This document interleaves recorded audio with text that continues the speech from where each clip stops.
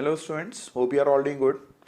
तो आज के ट्यूटोरियल में हम बात करने वाले हैं चैप्टर 3 लीनियर इक्वेशंस इन टू वेरिएबल्स के एमसीक्यूज़ की।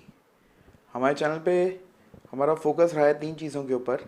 वन इज़ कॉन्सेप्ट्स, तो हमने चैप्टर के कॉन्सेप्ट्स पूरे क्लियर किए वन शॉट वीडियोज़ में। Second is MCQs and case studies, क्योंकि आपके 2020 एंड 22 के टर्म वन के जो बोर्ड एग्ज़ाम्स हैं they are based on MCQs and case studies.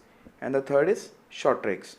तो इन तीनों ही के लिए हमने प्लेलिस्ट जो क्रिएट कर रखी हैं, you can find the link for those in the description box down below.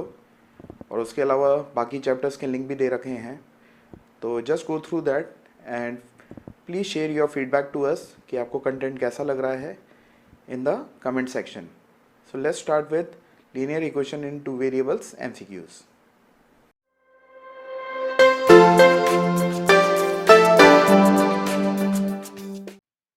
All right, students, first question. The pair of equations y is equals to 0 and y is equals to -7 has. तो इसको समझने के लिए आप ये देखिए, suppose करिए ये आपका कार्टेशियन प्लेन है, एक्स एंड वाई एक्सिस। ठीक है, अब ये होती है हमारी वाई एक्सिस और ये होती है हमारी एक्स एक्सिस, है ना। तो now you see y is equals to 0, y is equals to 0 ये रहा, and y is equals to -7, -1, -2, -3, -4, -5, -6 और -7। अब देखा जाए तो ये क्या बोल रहा है, y इज इक्वल्स टू 0 का मतलब x के ऊपर ये डिपेंड कर ही नहीं रहा है। y is equals to 0, x अगर 0 है तो भी y 0, x अगर 1 है तो भी y 0, x अगर 2 है तो भी y 0, x अगर 3 है तो भी y 0। तो y इज इक्वल्स टू 0 का ये ग्राफ हो गए, ये एक्स एक्सिस। इसी तरह y इज इक्वल्स टू -7 का जो ग्राफ होगा, -7 यहाँ पे वो भी x पे डिपेंड नहीं कर रहा है। तो अगर आप देखेंगे y is equals to -7, x is equals to 1 है तब भी y इज इक्वल्स टू -7 है, 2 है तब भी -7 है, 3 है तब भी -7 है। तो इसका ग्राफ आपका कुछ इस तरह से बन के आएगा।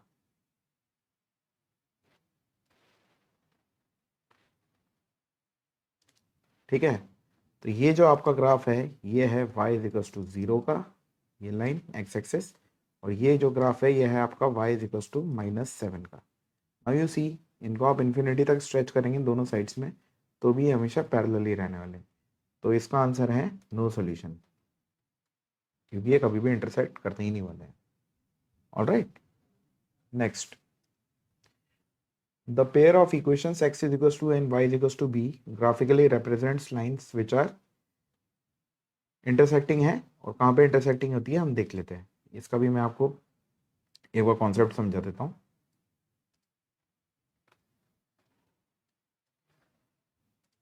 सपोज करिए ये ग्राफ है, उसी लॉजिक से x is equals to a कोई कांस्टेंट है, सपोज करिए x की वैल्यू a यहाँ पे है,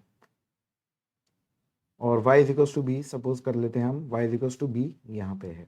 तो अगर हम इसका ग्राफ बनाएंगे x is equals to a और y is equals to b का, तो x is equals to a का तो ग्राफ आ जाएगा y एक्सिस के पैरेलल इस तरीके से, वो y के ऊपर डिपेंड कर ही नहीं रहा है।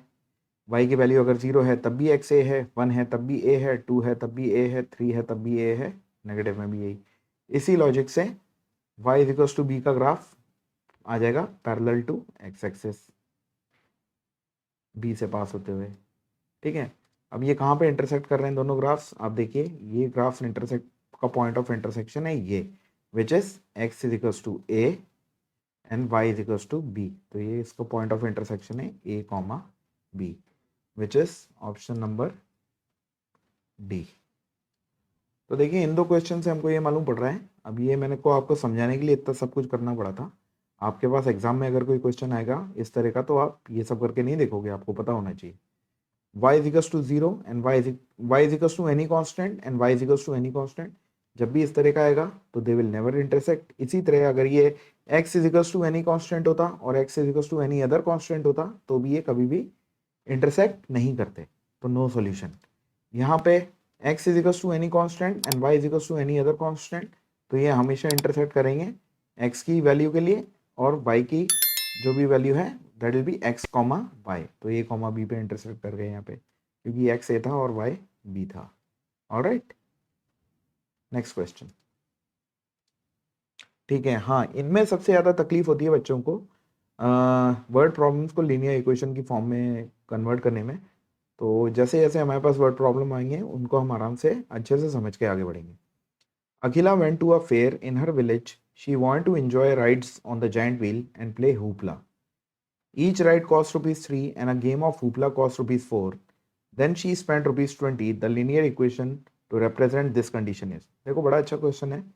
तो जब भी वर्ड प्रॉब्लम आए आपको उसको सिचुएशन को अपने मन में समझ लेना चाहिए.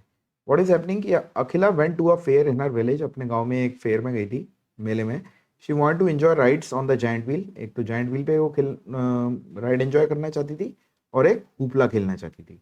अब ये जो भी होता होगा हुपला, हम मान के चलेंगे कि ये कोई तरीके की राइड है. If each ride cost rupees 3, तो जाइंट व्हील की राइड तो 3 रुपीज है वन राइड, और हुपला का गेम कॉस्ट कर रहा है रुपीज 4, और टोटल उसने खर्च किए कितने पैसे, 20 रुपीज. तो इस तरीके की लीनियर इक्वेशन क्या बनेगी. अब आप ये समझिए कि अगर वो एक बार जाइंट व्हील पे जाती है, ठीक है, जाइंट व्हील की कॉस्ट कितनी है, 3 रुपीज. तो एक बार जाइंट व्हील पे जाती है तो 3 रुपीज खर्च किए उसने. दूसरी 2 बार जाती है तो 6 रुपीज. ठीक है. अब आप इसको 6 मत समझो अपने मन में, आप इसको समझो ये कैसे आया. 3 रुपीज एक बार का है और 2 बार वो गई तो 3 इंटू 2. ठीक है. इसी तरह वो 3 बार गई तो उसको लगेंगे 9 रुपीज. तो आप 9 रुपीज मत सोचो अपने मन में, आप सोचो 3 इंटू 3. इसी तरह वो 4 टाइम्स गई तो 3 इंटू 4, 5 टाइम्स गई तो 3 इंटू 5, और x टाइम्स गई तो 3 इंटू एक्स. तो ये तो उसका इतना मनी तो she spend on giant wheel.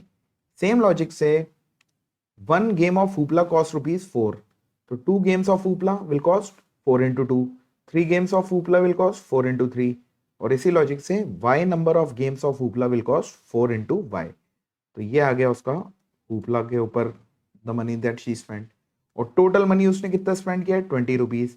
तो इन दोनों को मिला के, यानी मिला के मतलब ऐड करके उसने खर्च किया है 20 रुपीज. ये इक्वेशन बन गया. So it is 3x plus 4y is equals to rupees 20. That is option number C. Next. A fraction becomes 4 by 5 if 2 is added to both the numerator and denominator.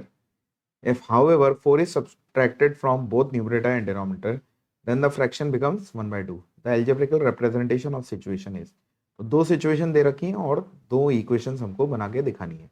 तो आप ये समझ लीजिए कि आपका फ्रैक्शन जो है वो है, सपोज करिए ओरिजिनल फ्रैक्शन, यानी इनिशियली ओरिजिनल फ्रैक्शन आप मान लीजिए x अपॉन y है. ये आपने अज्यूम किया है, लेट. ऑलराइट. अब वो क्या बोल रहा है, फ्रैक्शन बिकम्स 4 by 5, कि वो जो फ्रैक्शन है ये x अपॉन y 4 by 5 हो जाता है कब, if 2 is added to both the numerator and denominator. यानी न्यूमरेटर में भी 2 ऐड किया तो x की जगह क्या हो गया, x प्लस 2, और डिनोमिनेटर में भी 2 ऐड किया तो y प्लस 2. इससे ये बन के आ गया आपका 4 अपॉन 5. ठीक है. पहली सिचुएशन तो ये बोल रही है. ठीक है. If however 4 is subtracted from both the numerator and denominator then the fraction becomes 1 by 2. इस सिचुएशन को भी कर देते हैं. न्यूमरेटर और डिनोमिनेटर दोनों में से अगर 4 सब्ट्रैक्ट हो जाता है तो x में से भी 4 माइनस हुआ और y में से भी 4 माइनस हुआ, तो फ्रैक्शन क्या बन जाता है हमारा, 1/2. अब ये आपको लीनियर इक्वेशन दे जाएंगे दोनों जो ये कंडीशंस आपने निकाली है. चलिए पहली वाली को सॉल्व करते हैं. इसमें भी आप क्रॉस मल्टीप्लाई कर लीजिए, ये इधर चल जाएगा और ये इधर चल जाएगा. तो ये बन जाएगा 5 times x plus 2 is equals to 4 times y plus 2. तो this will give you 5x plus 10 is equals to 4y plus 8. इसने x और y एक तरफ ले रखे हैं, RHS को 0 कर रखा है, सब कुछ LHS में है. तो यू विल गेट 5x, ये 4y इधर आया तो माइनस 4y, प्लस 10 यहीं पे है और ये 8 इधर आया तो माइनस. तो ये आ जाएगा 5x minus 4y, 10 minus 8 is 2 equals to 0. अब ये कौन से ऑप्शंस में है देख लीजिए. 5x minus 4y plus 2 equals to 0 ये हो सकता है. 5x minus 4y plus 2 equals to 0 ये भी हो सकता है. x plus 4y is equals to 0 ये तो हो ही नहीं सकता. नन ऑफ दीज भी हो सकता है, डिपेंड करता है सेकंड वाले पे. तो अब सेकंड वाले को सॉल्व कर लेते हैं. इसमें भी आपने क्रॉस मल्टीप्लाई किया तो ये जाएगा 2 टाइम 2 इधर आया तो ये हो गया 2 times x minus 4 is equals to 1 times या सीधे के सीधे y माइनस 4. तो this will give us 2x minus 8 is equals to y minus 4. This will give me 2x minus y minus 8 plus 4 equals to 0. 1 second. Okay. So there 2x minus y minus 8 plus 4 is minus 4 equals to 0. ये देख लीजिए ये दोनों equations कहाँ पे दिख रही है. 2x minus y minus 4 equals to 0 which is option number B. Alright. तो वर्ड प्रॉब्लम्स बड़ी सिंपल से सॉल्व हो जाती हैं. एक बार बस हमको सिचुएशन मन में समझ लेनी चाहिए और उस मैथमेटिकल स्टेटमेंट को, ये जो हमको गिवन थे दो स्टेटमेंट्स, इनको मैथमेटिकल इक्वेशंस की फॉर्म में कन्वर्ट कर लेना चाहिए. That's it. Next. Romila went to a stationery stall and purchased 2 pencils and 3 erasers for ₹9. Her friend Sonali saw the new variety of pencils and erasers with Romila, and she also bought 4 pencils and 6 erasers of the same kind for ₹18. The algebraic representation of the situation is. बहुत simple है. देखिए आप, Romila stationery गई और उसने 2 pencil और 3 erasers खरीदे total ₹9 में. तो सपोज करिए एक पेंसिल की कीमत या एक पेंसिल का प्राइस अगर x है, यहाँ पे लिख लेता हूँ मैं. सपोज एक पेंसिल का प्राइस ₹x है और एक इरेजर का प्राइस ₹y है. तो 2 पेंसिल का प्राइस कितना होगा? 2 इंटू एक्स और 3 इरेजर्स का 3 इंटू वाई. तो इससे आपकी फर्स्ट इक्वेशन बन के आ जाएगी which will be 2x plus 3y equals to 9. क्यों? क्योंकि 2 पेंसिल्स और 3 इरेजर्स इन दोनों का कंबाइंड प्राइस है ₹9. तो ये देखो 2x plus 3y option A हो सकता है. 2x प्लस 4y हो ही नहीं सकता. 2x प्लस 3y ये भी हो सकता है. तो ए या सी में से आंसर आने के चांसेस हैं. अब हम सेकंड सिचुएशन को समझते हैं. Now she is saying Sonali bought 4 pencils and 6 erasers. तो ये हो जाएगा 4x प्लस 6y. 4 पेंसिल्स की कीमत 4 इंटू एक्स, 6 इरेजर्स का प्राइस 6 इंटू वाई. टोटल कितना? ₹18. That's it. ये आ गया आपके पास सिचुएशन. मैच कर लीजिए कौन सा है, which is option number C. बहुत जल्दी होते हैं, बहुत सिंपल चैप्टर है. Next. 3x minus y equals to 3 and 9x minus 3y equals to 9 has infinite solution. True, false, cannot say, partially true, partially false. हम जानते हैं इसमें a1/a2, b1/b2 और c1/c2 वाली कंडीशन लगती है. तो पहले इसको स्टैंडर्ड फॉर्म में लिख लेते हैं. फर्स्ट इक्वेशन हमारी स्टैंडर्ड फॉर्म के हिसाब से ये हो जाएगी 3x minus y minus 3 equals to 0. Standard form में सब कुछ LHS में होता है और RHS 0 होती है. इसी तरह सेकंड इक्वेशन लिख लेते हैं. वो क्या है? 9x minus 3y equals to 9. ये 9 इधर आएगा तो -9 इक्वल्स टू 0.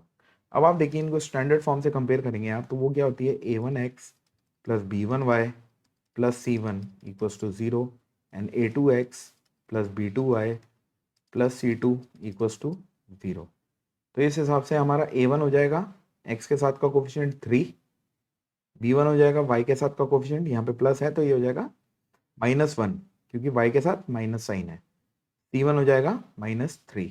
इसी तरह a2 हो जाएगा 9, b2 हो जाएगा -3 और c2 हो जाएगा -9. तो हमारे पास इनफाइनाइट सॉल्यूशन की कंडीशन क्या होती है? वो होती है a1/a2 should be equal to b1/b2 should be equal to c1/c2. ये होती है फॉर इनफाइनाइटली मैनी सॉल्यूशंस या ओवरलैपिंग लाइंस या कोइंसिडेंट लाइंस. ये होती है ना कंडीशन. तो अब हम निकाल लेते हैं तीनों को. a1/a2 कितना है हमारा? 3/9 जो कि हो जाएगा 1/3. b1/b2 वो हमारा है -1/-3. ये भी आ रहा है 1/3. सो फार इक्वल आ गए. c1/c2 को भी चेक कर लीजिए आप. -3/-9 माइनस ने माइनस को कैंसिल किया. 3 1 3 3 3 9. ये तीनों ही 1/3 आ गए हैं. यानी a1/a2, b1/b2 और c1/c2 इक्वल हैं. तो ये इनफाइनाइट सॉल्यूशन है which is true. Option number A. Next.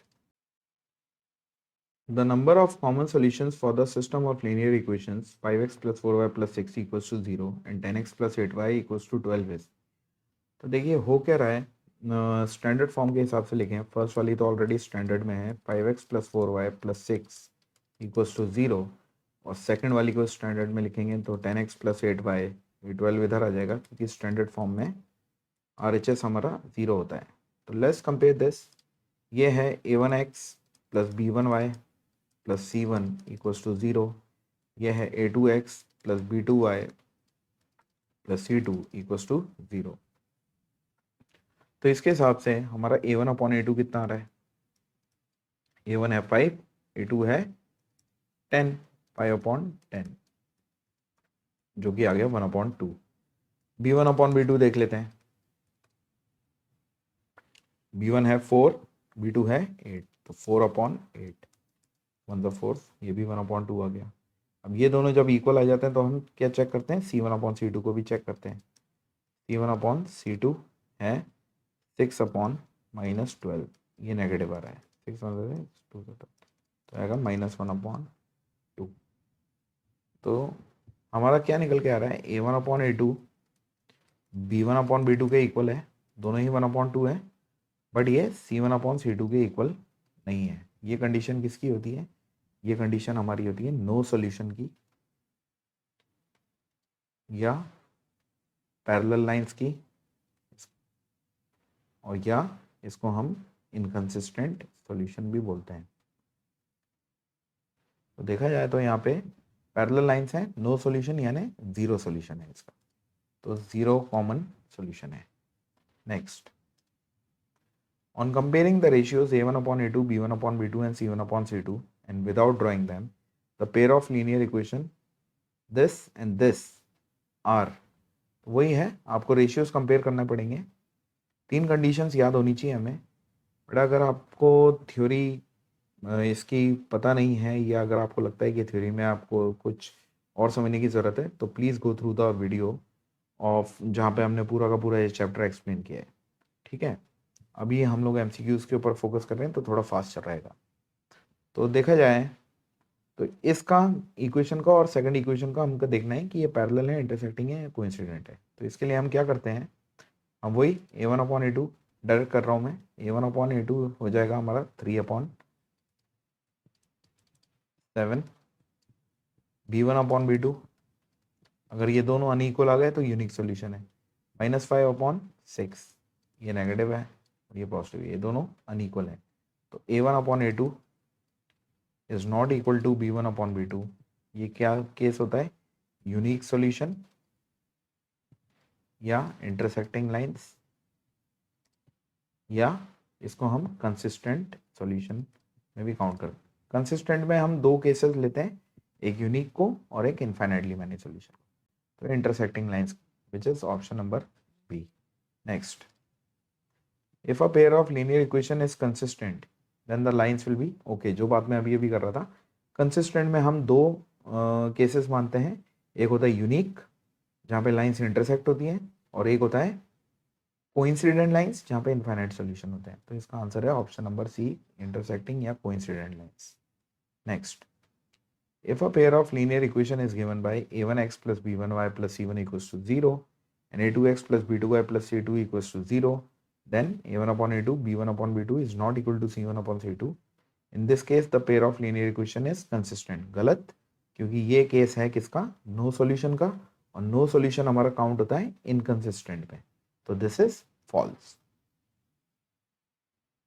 Next, if the lines intersect at a point then the point gives the unique solution of the 2 equation। बिल्कुल ठीक है, in this case the pair of equation is consistent।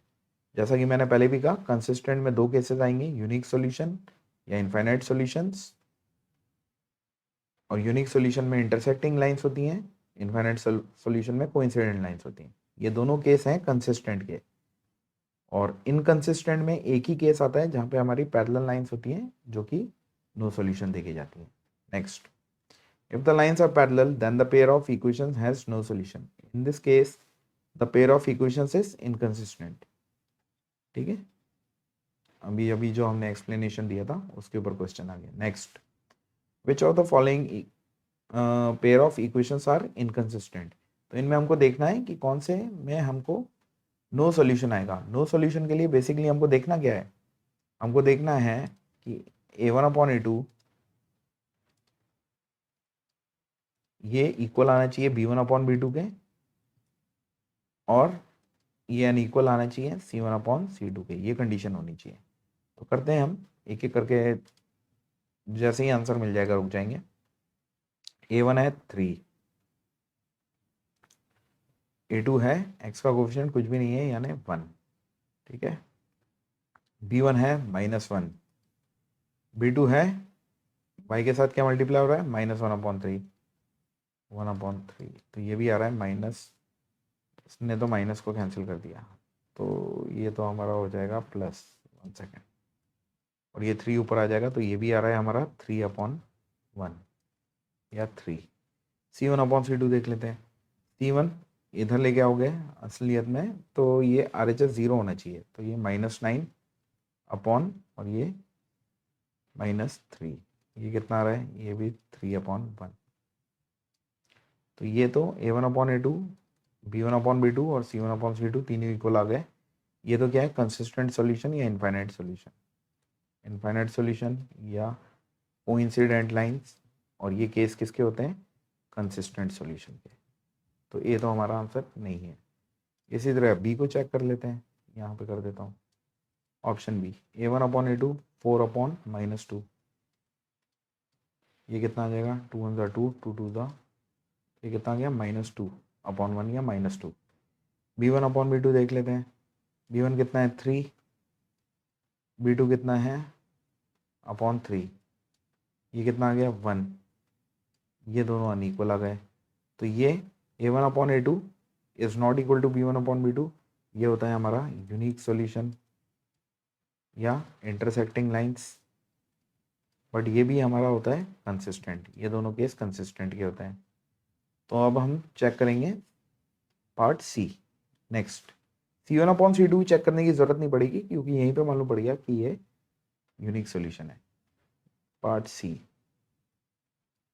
A1/A2 ये आ जाएगा हमारा 5/10, जो कि होता है 5 1 5, 5 2 10, 1/2। B1/B2 आ जाएगा -1 अपॉन, y का कोफिशिएंट -1, इधर -2, ये भी आ गया 1/2, ठीक है। C1/C2 ये इधर जाएगा तो -10 अपॉन -20, तो ये कितना आ रहा है, ये भी 1/2। तो ये भी इनफाइनाइट सॉल्यूशन या कोइंसिडेंट लाइंस या कंसिस्टेंट सॉल्यूशन, तो डी होगा आंसर। 3 ऑप्शन में आंसर नहीं आया तो चौथा ही होगा, और उसको भी करके देख लेते हैं, अभी हम डिस्कशन कर रहे हैं। नेक्स्ट पार्ट डी, A1/A2 है -2/-4, 2 1 2, 2 2 4। B1/B2 है 1/2, और C1/C2 है -3/, ये इधर आएगा LHS में, और ये इधर आएगा तो -10। अब आप देखिए, A1/A2 is equal to B1/B2 but is not equal to C1/C2। तो ये हमारा केस होता है नो सॉल्यूशन या पैरेलल लाइंस, जिसको कि हम इनकंसिस्टेंट सॉल्यूशंस भी कहते हैं। Alright, next, the pair of linear equations 4x - 5y - 12 = 0 and 10y + 20 = 8x are consistent, inconsistent, can't say none of these। ये देखिए, इसने x को LHS में ले रखा है, x वाली टर्म को, तो ये कंफ्यूज करने के लिए आप सीधे सीधे 4/10 मत कर देना, क्योंकि A1 तो आपका 4 सही ले रहे हो आप, बट ये 10 को जो अगर आप ले लोगे पहली टर्म देख के तो आप गलती करोगे, क्योंकि ये 10 जो है A2 नहीं है, ये असल में B2 है। कैसे, देखिए फर्स्ट इक्वेशन आपकी सही लिखी हुई है, 4x - 5y - 12 = 0, but second equation आपकी सही नहीं लिखी हुई है। आपकी x वाली टर्म फर्स्ट टर्म होती है, तो आप इसको अगर LHS में लेके आओगे तो ये होगा -8x, फिर आपकी y वाली टर्म विच इज +10y + 20 = 0। अब आप करके देखिए, A1/A2 आ जाएगा 4/-8, 4 1 4 4 2 8, ये कितना आ गया -1/2। B1/B2 आ जाएगा -5/10, विच इज 5 1 5, 5 2 10, ये भी आ गया -1/2। C1/C2 आएगा -12/+20, 4 3 ज़ा 12, 4 5 ज़ा 20, ये कितना आ गया -3/5। तो a1/a2 equals to b1/b2 is not equal to c1/c2, ये नो सॉल्यूशन या inconsistent, option B. Next, a pair of equations a pair of linear equations which has a unique solution x equals to 2 and y is equals to -3। तो ऐसा pair ढूंढिए जिसमें unique solution हो और वो solution क्या हो, x2 y -3। तो पहले तो हमको यूनिक सॉल्यूशन पेयर को टच करने के पहले ये देख लेना चाहिए कि क्या उस पेयर में हमारे पास यूनिक सॉल्यूशन मिल भी रहा है। और यूनिक सॉल्यूशन के लिए a1/a2 should not be equal to b1/b2। इस पेयर में a1 है 1, a2 है 2, तो a1/a2 आ गया 1/2, b1/b2 आएगा 1/-3 या -1/3। तो ये इक्वल नहीं है, तो ये आंसर हो सकता है। अब इसके लिए हम सबसे पहले चेक करते हैं फर्स्ट इक्वेशन पेयर में से फर्स्ट इक्वेशन को, जो कि है उसका LHS अगर मैं ले लेता हूँ, जो कि कितना है x + y इक्वल्स टू 1 है ना ये, तो x + y ले रहा हूँ मैं। x की वैल्यू कितनी है 2 और y की वैल्यू -3। तो हम चेक करते हैं 2 + -3 विच इज 2 - 3, ये कितना है -1। तो क्या ये RHS के इक्वल आ रहा है, -1 और 1 इक्वल है क्या, ये नहीं है। तो ये x is equal to 2 and y is equal to -3 इस इक्वेशन को सेटिस्फाई कर ही नहीं रहा। तो जब पहली को ही नहीं कर रहा तो दूसरी को चेक करेंगे ही नहीं हम ये इस 2x - 3y इक्वल्स टू -5 इसमें डाल के देखेंगे नहीं, क्योंकि ये दोनों को सेटिस्फाई करना चाहिए, तो ये तो सेटिस्फाई कर ही नहीं रहा है। नेक्स्ट पेयर पे आते हैं हम। 2x + 5y equals to -11 and 4x + 10y equals to -22। अब इसको भी चेक करने के पहले आप ये देखिए कि क्या इसमें आपको यूनिक सॉल्यूशन मिल भी रहा है। यूनिक सॉल्यूशन के लिए a1/a2 should not be equal to b1/b2। a1 है 2, a2 है 4, तो 2/4 होता है 1/2। b1 है 5, b2 है 10, 5/10 भी होता है 1/2। तो ये भी आंसर हो ही नहीं सकता। क्यों? क्योंकि या तो इसमें हम c1/c2 अगर चेक करते हैं वो आएगा, इसको इधर लाओगे तो +11, इसको इधर लाओगे तो +22, तो +11/+22 ये भी आ जाएगा 1/2। तो यहाँ पे अगर आप देखते हो a1/a2 भी 1/2, b1/b2 भी 1/2, c1/c2 भी 1/2। तो ये कौन सा केस होता है, इनफाइनाइट सॉल्यूशन का। तो यहाँ पे यूनिक सॉल्यूशन है ही नहीं, तो ये भी आप चेक नहीं करोगे। नेक्स्ट पेयर में देखते हैं a1/a2 है 2/3, b1/b2 है -1/2। तो यह पेयर यूनिक सॉल्यूशन तो दे रहा है, बट क्या ये हमको वो दे रहा है जो हम चाहते हैं, तो उसको हम चेक कर लेते हैं। सी पार्ट कर लेते हैं। इसमें भी LHS ले लेता हूँ फर्स्ट इक्वेशन का, विच इज 2x - y, ये किसके बराबर आना चाहिए, 1 के इक्वल आना चाहिए। x है 2, तो 2 × 2 माइनस y है -3, ये आ जाएगा 4, माइनस इंटू -3 +3, ये तो आ गया 7, और RHS क्या है 1, तो ये भी हमारा आंसर नहीं है। दूसरी को चेक ही नहीं करेंगे, पहले से ही मालूम पड़ गया। एंड ऑप्शन नंबर डी हमारा आंसर होगा, क्योंकि 3 को तो हमने चेक कर लिया, तो 14 ही आंसर होगा, बट उसको भी अभी हम चेक कर लेते हैं। D option. x - 4y - 14, वही पहले LHS ले लेते हैं पहली इक्वेशन का, ये 0 के इक्वल आना चाहिए। x - 4y - 14, x है हमारा 2, -4 × y है -3 और -14, तो ये जाएगा 2 -4 × -3 12 -14, ये हो जाएगा 14 - 14 विच इज 0। पहली इक्वेशन को तो सेटिस्फाई कर रहा है, इसी तरह दूसरी को भी करेगा ही करेगा, करके देख लेते हैं। वो क्या है 5x - y - 13, ये भी 0 आना चाहिए। 5 × x is 2 minus y is -3 -13, 5 2s are 10, minus minus is +3 -13, 10 + 3 13 -13, ये आ गया 0। ये दोनों इक्वेशन को सेटिस्फाई कर रहे हैं, ये हमें मालूम पड़ेगा। बट एग्जाम में अगर ऐसा क्वेश्चन आ जाता है, 3 ऑप्शन आप ऑलरेडी चेक कर चुके हो, वो आंसर नहीं है, तो चौथा ही आंसर होगा, वहाँ पे आप अपना टाइम वेस्ट मत करना। Next, the pair of equations x + 2y + 5 and -3x - 6y + 1 has unique solution, exactly two solution, infinite solution या no solution। exactly two solution का तो हमारे पास कोई कंडीशन नहीं है, और होता भी नहीं है एग्जैक्टली टू सोल्यूशन, या तो यूनिक ही होएगा या इनफाइनाइट होंगे या नो होगा, ये तो आंसर हो ही नहीं सकता। बेकार में 4 ऑप्शन सुना है, इसलिए दिया हुआ है। और लेट्स ट्राई, इन तीनों में से कौन सा है। तो हमें कंडीशन पता है, a1/a2 निकाल लेते हैं। a1 है 1, a2 है -3, 1/-3 इज -1/3, यहीं लिख के याद कर लेते हैं। -1/3 है a1/a2। b1/b2 2/-6, ये भी -1/3 आएगा। 2 1 2, 2 3 6। c1/c2 5/1, तो ये दोनों इक्वल हैं और ये नॉट इक्वल टू है, तो ये होता है नो सॉल्यूशन का, विच is option number D. Next, one equation of a pair of dependent linear equation is -5x + 7y - 2 = 0, the second equation can be। तो ये डिपेंडेंट क्या होता है, डिपेंडेंट होते हैं कोइंसिडेंट लाइंस।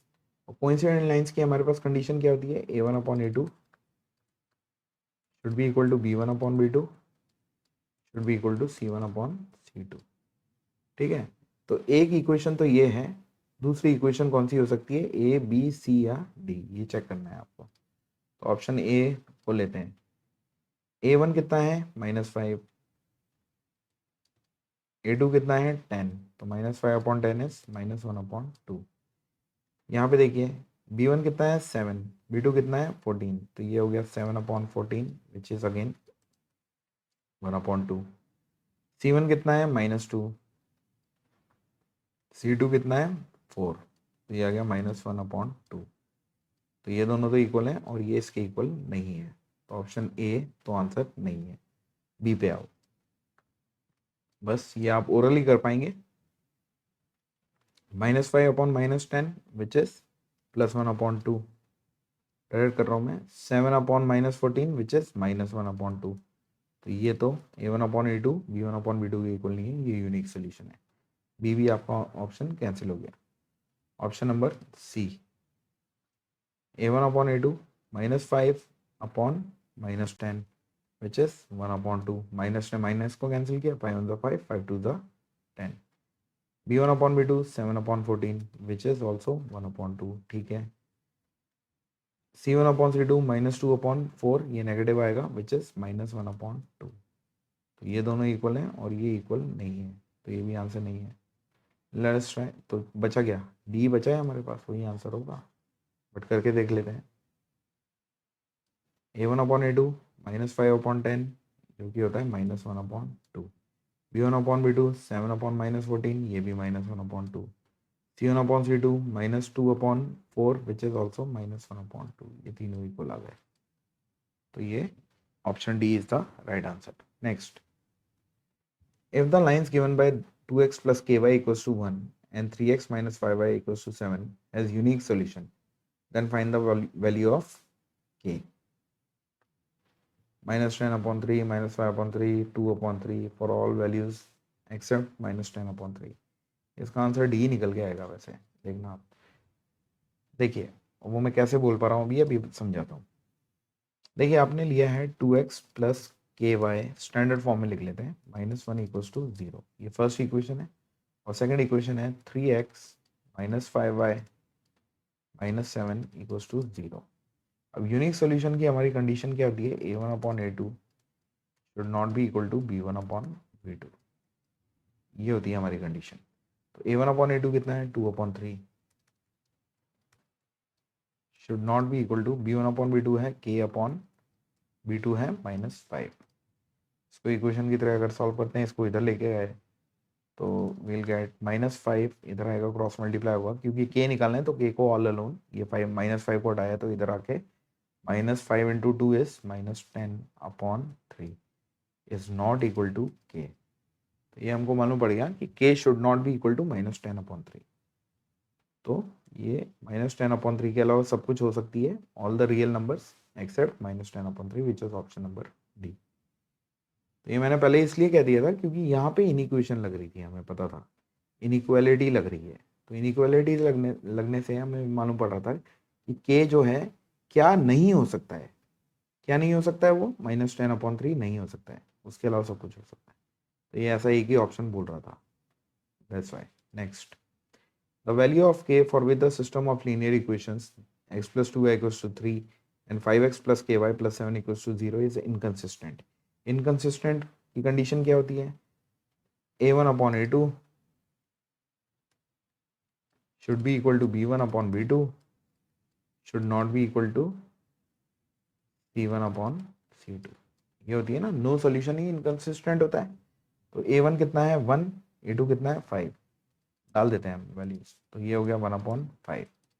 b1 है 2, b2 है k, ठीक है। Should not be equal to, c1 है, ये इधर आएगा तो -3 और c2 है 7। ठीक है बेटा, गलती मत करना। देखो यहाँ पे आपको ये इक्वल्स टू 3 दे रखा है, यहाँ पे +7 इक्वल्स टू 0 दे रखा है। हो सकता है जल्दीबाजी में आप 3 अपॉन 7 लिख दो इसको, जो कि गलत हो जाएगा। ठीक है, हमें क्या निकालनी है? फाइंड द वैल्यू ऑफ के। तो के की वैल्यू निकालनी है, के क्या होना चाहिए। तो आपको इंटरेस्ट होना चाहिए इसमें, क्योंकि के इज इक्वल्स टू समथिंग, इसी से निकल के आएगा। तो 1 upon 5 is equals to 2 upon k. इसको इधर लेके गए, क्रॉस मल्टीप्लाई किया, 5 को इधर लेके गए तो 2 इंटू 5 इज 10। तो k is equals to 10, which is option number D.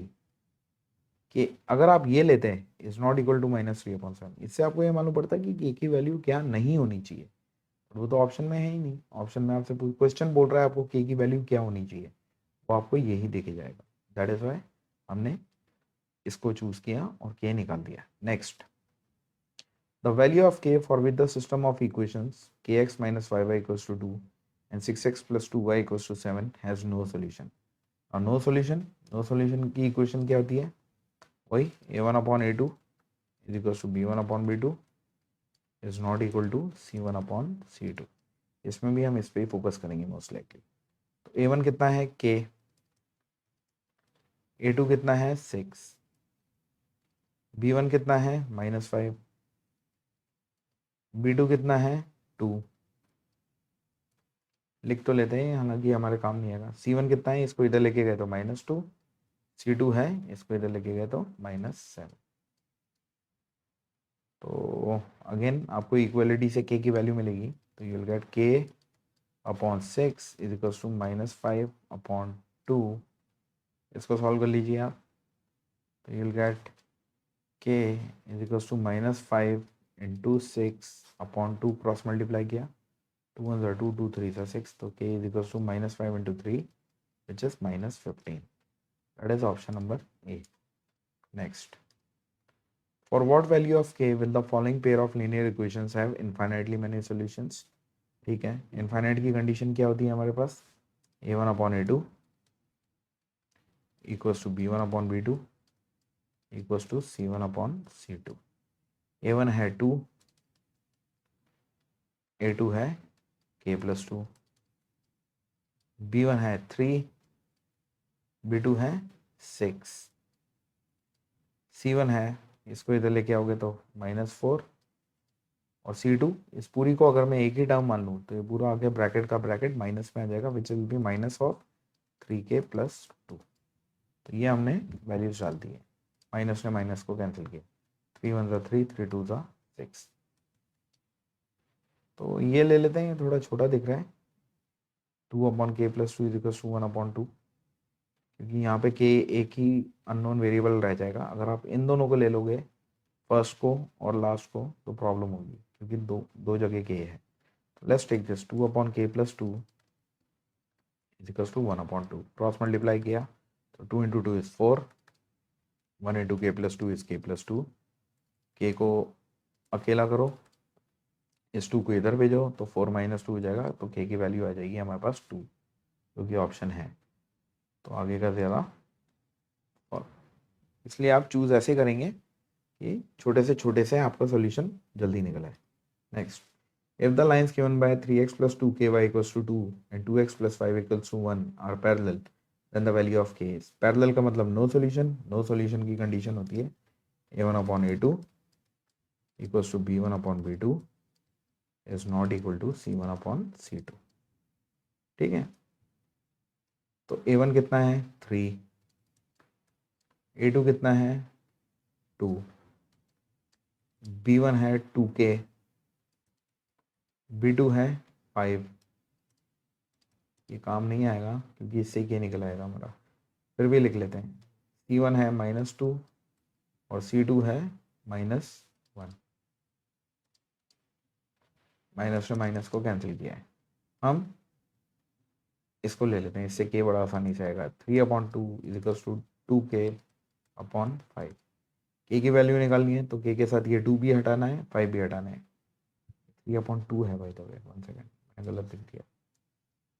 3/2, हाँ तो 3/2 है ये 5 यहाँ पे के साथ डिवाइड हो रहा है तो इधर आके मल्टीप्लाई, और ये 2 इधर आके डिवाइड। ओहो 1 सेकेंड, दिस इज 2, तो यहाँ पे बच जाएगा के। सॉल्व कर लीजिए, इससे कुछ रिड्यूस तो हो नहीं रहा है, तो this is 15/4 equals to k, which is option number C. Next, for what value of p will the following system of linear equations represent parallel lines? Parallel lines की कंडीशन ले लेते हैं। पैरेलल लाइंस की condition होती है a1/a2 equal b1/b2 is not equal to c1/c2। देखिए repeated approach के questions आ रहे हैं अब, ठीक है। इस चैप्टर में बहुत आसान होता है ये, और इससे ज़्यादा अलग तरह के क्वेश्चंस बन नहीं पाते हैं। बस इसमें ज़्यादा से ज़्यादा वैल्यूज़ थोड़ी सी अच्छी कर देते हैं, कई बार क्वाड्रेटिक आ जाती है, हो सकता है अभी आए। Let's try. a1/a2, a1 कितना है -1, a2 कितना है p, तो -1/p। b1 है p और b2 है -1, तो ये हो गया p/-1 is not equal to c1/c2। c1 है -1, c2 है ये भी -1, तो ये तो आ गया 1। ओके, हम इसको ले लेते हैं, तो ये हो गया -1 इंटू -1, क्रॉस मल्टीप्लाई किया, और ये p इंटू पी। ये अच्छा क्वेश्चन है, तो इससे क्या मालूम पड़ा, -1 into -1 is 1 equals to p²। तो p की वैल्यू p² इक्वल्स टू 1, तो taking square root of both the sides, तो ये हो जाएगा square root of 1 equals to square root of p², क्योंकि हमें फाइंड p करना है। और स्क्वायर रूट ऑफ 1 हम जानते हैं ये होता है +-1, और स्क्वायर रूट ऑफ p² आ जाएगा p।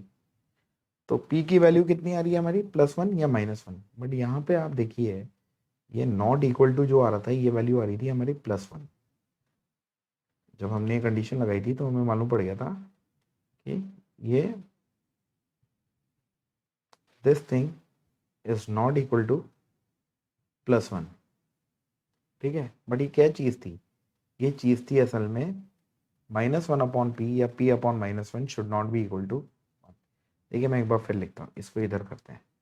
ये क्या है, अगर मैं इसको और इसको कंसिडर करता हूँ तो ये क्या है, -1/p इज इक्वल्स टू 1/1 या 1। तो इसको अगर हम सॉल्व करेंगे, इज नॉट इक्वल टू है बाय द वे, ये इज नॉट इक्वल टू, इसको सॉल्व करोगे तो ये p उधर जाएगा, तो you will get p should not be equal to -1। अब आप अगर इसको और फिर इसको ले लेते हो तो आपको क्या मिलेगा, p/-1 should not be equal to 1। इसको सॉल्व करोगे, ये -1 उधर गया, तो p should not be equal to -1। दोनों ही केस से हमको मालूम पड़ रहा है कि -1 नहीं हो सकता p। तो यहाँ पे जो हमारी p की वैल्यू +1 और -1 आ रही है, उसमें हम p इक्वल्स टू -1, ये हो जाएगी रिजेक्ट। तो p की वैल्यू क्या बची है हमारे पास, क्या क्या था, +1 और -1, जिसमें -1 रिजेक्ट हो गया, तो हमारी p की वैल्यू है 1। बहुत अच्छा क्वेश्चन है ये, है ना। ये यहाँ पे सिंपल हो गया है क्योंकि हमारे पास ऑप्शन में एक ही ऑप्शन में +1 दे रखा है, ठीक है। अगर ये क्वेश्चन को थोड़ा सा बिगाड़ के दे देता, ये मैंने इतना सब कुछ आपको इसलिए समझाया है क्योंकि अगर ये क्वेश्चन को बिगाड़ देता, बिगाड़ने से मेरा मतलब है अगर ये ऑप्शन में दे देता, ए ऑप्शन है +1, सॉरी वो तो सी दे रखा है, ए ऑप्शन है -1, बी ऑप्शन है +-1, सी ऑप्शन है +1, और D option none of these नहीं देता, तो आप सॉलिड वाले कंफ्यूज हो जाते हैं। क्यों, क्योंकि 1 भी हो सकता है, +-1 भी हो सकता है, अगर आपने इस चीज के ऊपर ध्यान नहीं दिया तो, ठीक है। बट ये क्वेश्चन अभी सिंपल इसलिए हो गया था क्योंकि इसके ऑप्शन ही बकवास दे रखे हैं इन्होंने। हो सकता है किसी के दिमाग में यही नहीं आया हो कि पी स्क्वायर का स्क्वायर रूट तो पी होता है, बट 1 का स्क्वायर रूट +-1 की जगह सीधे 1 ले लिया हो, तो ब्लेसिंग इन डिस्गाइज हो जाएगा और आपने 1 पे मार्क करके आगे बढ़ गए हो। ठीक है, यहाँ पे ठीक है, बट अगर ऑप्शन 1 -1 +-1 दे दिया तो आप परेशान हो सकते हैं, unless you know this logic. That is why I am calling this question a very good one. Next, the value of a for which the lines x is equals to 1 and y is equals to 2 and a square x plus 2y minus 20 are concurrent. The value of a for which the lines, ये तो 3 lines they दी हैं, x is equals to 1, y is equals to 2 minus x is equals to 1, y is equals to 2 and a square x plus 2y minus 20 are, ये क्या है? ये एक equation है, ये एक इक्वेशन है और ये एक इक्वेशन है। 3 इक्वेशन से क्या मतलब हुआ? आई डोंट थिंक ये करेक्ट क्वेश्चन प्रिंट हुआ है, या तो मैंने कॉपी करने में गलती कर दी होगी या क्वेश्चन ही गलत प्रिंट हो गया, छोड़ दो इसे। Next, the value of x and y for the following system of equations x plus 8y equals to 19 and 2x plus 11y equals to 28 by substitution method is। Substitution method से क्यों करें भाई हम? क्योंकि एमसीक्यू हम कैसे भी करें, ठीक है? तो इस तरीके की बातों में मत आना अगर कभी कोई क्वेश्चन ऐसा आ जाता।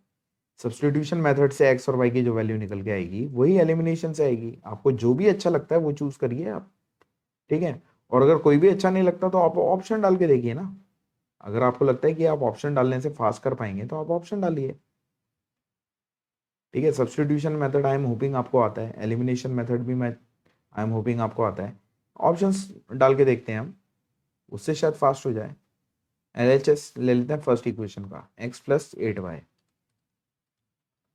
ऑप्शन ए है 3,2, ठीक है? यानी x 3 है, y 2 है, वो इसको सेटिस्फाई करना चाहिए। तो x की जगह अगर आपने डाला 3 और y की जगह आपने डाला 2 तो ये जगह 3 + 16, ये कितना आ रहा है? 19, सेटिस्फाई कर रहा है, ठीक है? सेकंड इक्वेशन को भी चेक करो, 2x + 11y, उसका भी एलएचएस ले लेते हैं। तो 2 टाइम्स x की वैल्यू 3 प्लस 11 टाइम्स y की वैल्यू कितनी है? 2, तो 2 3 6 प्लस 22, ये आ रहा है 28, ये इसको भी सेटिस्फाई कर रहा है। तो यस, ये आंसर है। अब देखिए बाकी चारों ऑप्शंस में से अगर डाल के देखोगे सेटिस्फाई नहीं करेगा वो। a1/a2 1/2 है, b1/b2 8/11 है, ये भी यूनिक सोल्यूशन की तरफ इशारा कर रहा है। तो option A is the right answer. तो guys that's it for today. ये क्वेश्चंस थे कुछ जो सीबीएसई बैंक के थे, तो I thought of sharing with you. तो please go through them and let me know. अगर कोई डाउट है या किसी भी तरह की कोई प्रॉब्लम है, please let me know in the comment section.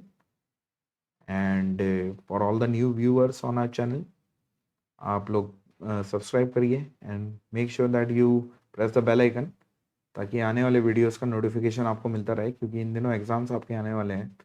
तो बहुत जल्दी जल्दी मैं वीडियोस पोस्ट कर रहा हूँ अपने चैनल पे। तो hope to see you soon. Have a good day, bye now.